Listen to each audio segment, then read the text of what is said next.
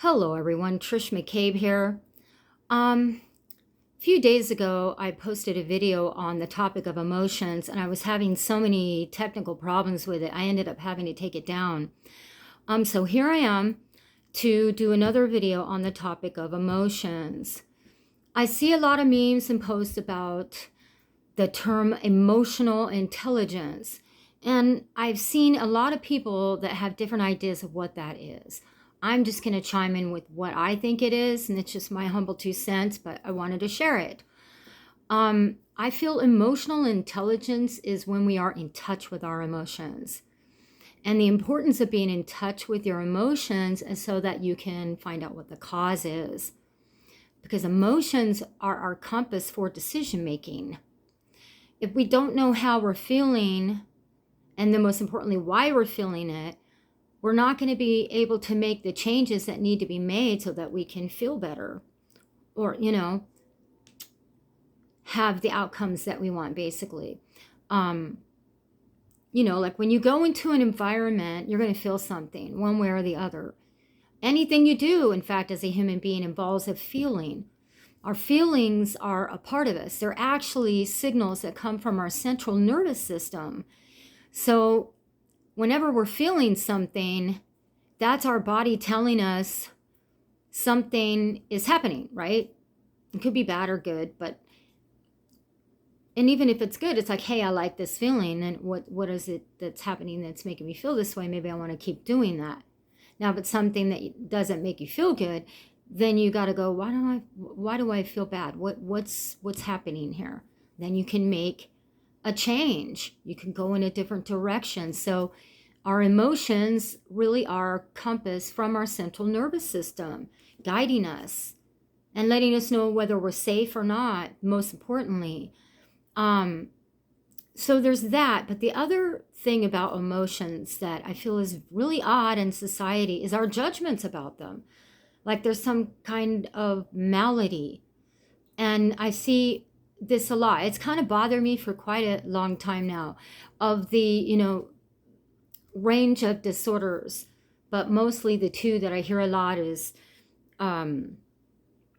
anxiety and depression. And I feel like those terms are often used to gaslight people and being made to feel like there's something wrong with them and there's something wrong with their feelings. And I saw a meme the other day that was really good. It kind of got it cut right to the chase of, instead of asking what's wrong with that person, ask yourself what happened to that person. Because I feel like, anxiety is caused by stress a lot of the time, and depression too. And so once you realize, hey, I'm anxious, what's causing that? Then you can make changes. Again, we'll go back to that instead of, I have anxiety and there's something wrong with me. No, anxiety is a normal response to something that's causing you stress.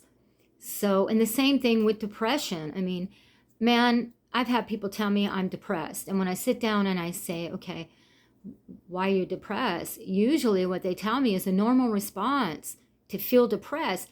Like maybe they lost a family member, maybe they lost a close friend, maybe their car broke down, maybe they lost their job, maybe they've gotten an ailment and things like that. Those are normal responses.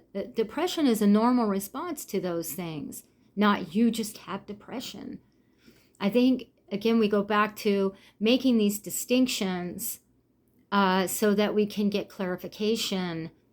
So I'm a big advocate for your emotions. Befriend them. Ask them what they're trying to tell you about yourself and what's going on with yourself, rather than letting somebody tell you you're just a negative Nancy, or, letting somebody tell you you're too sensitive or you're too hyper, or even you're too happy. Don't let people do that. Your feelings belong to you. They're letting your body know what works for you and doesn't. That's my humble 2 cents on emotions. I'd love some comments. Anybody that has anything to say on this topic. I mean, I'm open to learning and growing myself, but I don't like anything that makes people feel bad for their feelings. I'm a big advocate for our feelings. It's part of our humanness. It's not possible to be human and not have them. So that's my humble 2 cents on that today. Thank you so much for listening. Until next time.